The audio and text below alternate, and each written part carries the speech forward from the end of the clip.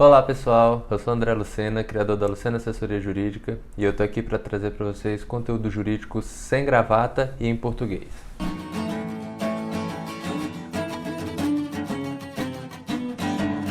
Então vamos começar falando sobre o contrato social. O contrato social, ele é a certidão de nascimento de uma empresa, né? Ele serve para estabelecer as principais regras do jogo ali entre os sócios, mas também para terceiros. O contrato social, ele é um documento público e que ele fica arquivado na junta comercial. Ele é obrigatório para você obter o CNPJ. Claro que tem outras formas de abrir uma empresa sem precisar de sócios, mas o contrato social é um documento importantíssimo independentemente disso. Apesar de ser possível abrir uma empresa sozinho, sem sócios, as dissidências, as brigas entre sócios ainda são apontados como um dos maiores problemas enfrentados pelos empresários e empreendedores e um dos maiores receios de quem quer começar um novo negócio. E muito disso acontece porque geralmente não se dá atenção ao contrato social. Então você pega um modelo básico da internet e aí você pensa lá, são dois sócios, é 50% para cada um e vão embora. E quer começar o negócio. E muitas vezes deixa de avaliar uma série de questões que podem levar a problemas no futuro. Por que você não disse antes? Então vamos ver passo a passo os elementos essenciais de um bom contrato social e sobre o que eles tratam. E aí você vai poder ter uma noção certinho do que vai se aplicar ao seu caso. O primeiro deles é a identificação das partes. Quem são os sócios daquela empresa, né? Esses sócios podem ser pessoas físicas ou também podem ser pessoas jurídicas. Quer dizer, você pode ter duas ou mais empresas constituindo outra empresa, sendo sócios de uma outra empresa. No caso de sócios pessoas físicas, é importante atentar para o regime de casamento nesse caso, porque casais que são casados pelo regime da comunhão universal ou da separação obrigatória de bens, eles não podem ser sócios entre si. Outro ponto de atenção é a escolha da atividade exercida. A atividade exercida é chamada objeto social. O que a empresa faz, né? Qual é o ramo de atividade?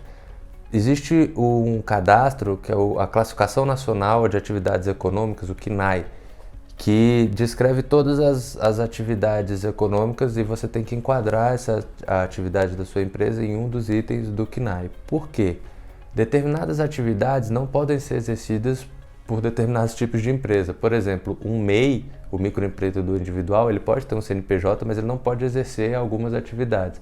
E outras, por outro lado, elas exigem um tipo específico. Por exemplo, uma empresa que quer ter ações na bolsa, obrigatoriamente ela tem que ser uma SA, não pode ser uma outra empresa, um outro formato, né? Não pode ser uma limitada, por exemplo. A escolha da atividade vai influenciar também no regime de tributação, seja se a escolha for pelo Simples Nacional, pelo lucro real, pelo lucro presumido.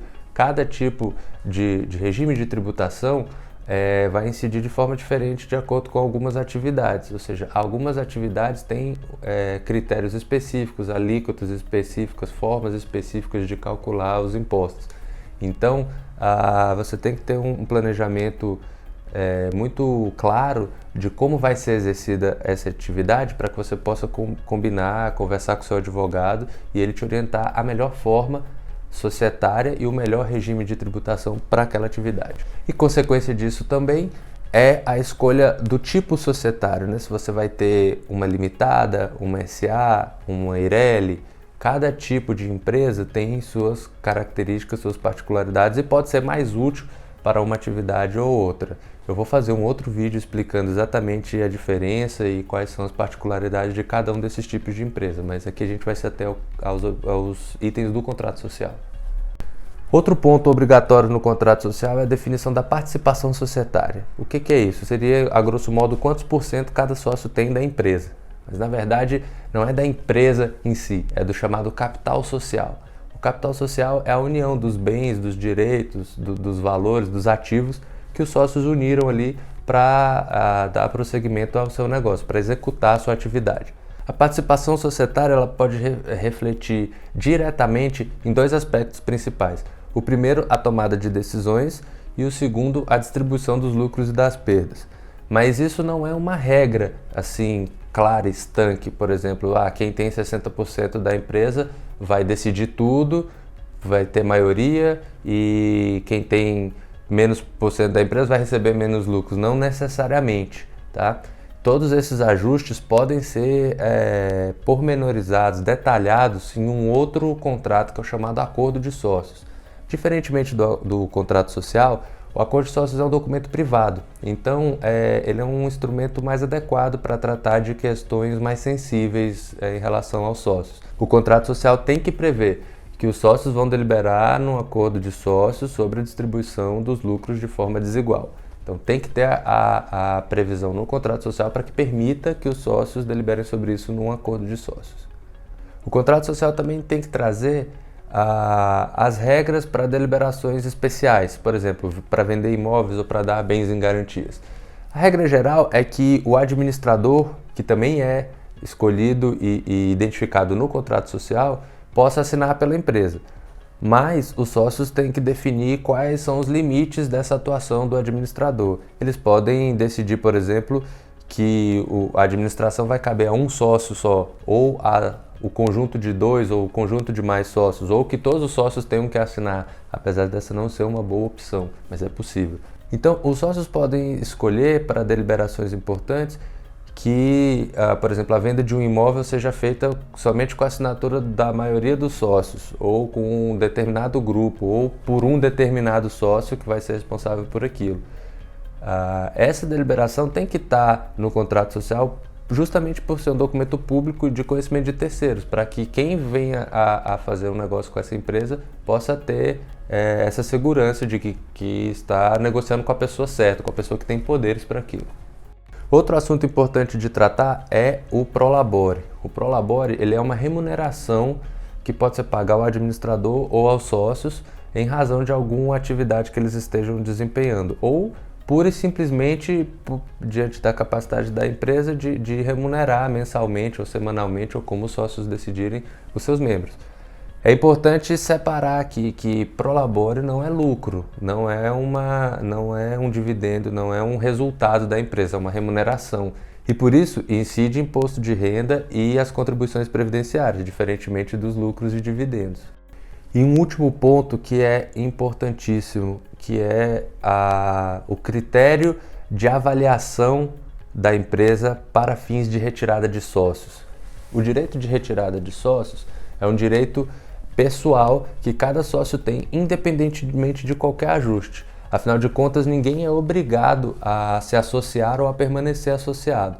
Porém, quando o sócio vai exercer esse direito, e aí tem todas as regras na lei que eu não vou detalhar agora, mas quando ele comunica à sociedade que ele está saindo, essa sociedade tem que liquidar a parte dele. O que é isso? Dizer quanto que vale em dinheiro a parte dele para que ele receba e deixe a sociedade. Por que esse ponto é polêmico? Porque existem vários métodos de precificação de empresa, né? de se estabelecer qual que é o valor daquela participação societária. Você pode dizer que o valor de uma empresa é o percentual que aquele sócio tem dentro do patrimônio da empresa. Ou você pode considerar o valor de ações na bolsa, para o caso de empresas que têm ações na bolsa, mas não é a realidade da grande maioria. É possível ainda comparar essa empresa com outras do ramo, guardadas as devidas proporções, e também fazer uma avaliação do fluxo de caixa, né? Quanto que essa empresa gera de receita mensalmente, qual é a previsão disso para o futuro, e trazer isso a valor presente para estabelecer o valor das cotas dos sócios. Por que é importante que seja escolhido um método previamente, que isso conste lá do contrato social? Porque na retirada de um sócio, caso não haja nenhuma previsão, isso vai ser feito por um processo chamado apuração de haveres. Isso é um processo judicial no qual o juiz, que é um terceiro alheio à realidade da empresa, vai decidir quanto que vale a participação societária. Yeah, that's why you're the judge and I'm the law-talking guy. The lawyer. Right. Aqui também vale lembrar, isso pode estar disposto no acordo de sócios, desde que o contrato social traga a menção de que os critérios de avaliação são aqueles do acordo de sócios, mas tem que estar previsto no contrato social que os sócios vão escolher um método específico de avaliação para o caso de retirada. Ficou alguma dúvida? pode colocar aqui pra gente nos comentários, ou você pode acessar nosso site, que o link também está aqui na descrição do vídeo, é lucianojuridico.com.br. Lá você pode falar comigo no WhatsApp, lá você pode agendar uma conferenciazinha pelo Zoom, a gente pode conversar e tirar todas as suas dúvidas e avaliar exatamente o seu caso. Estou aqui para a gente conversar mesmo, para a gente trocar ideia, para a gente fazer empresas cada vez mais seguras.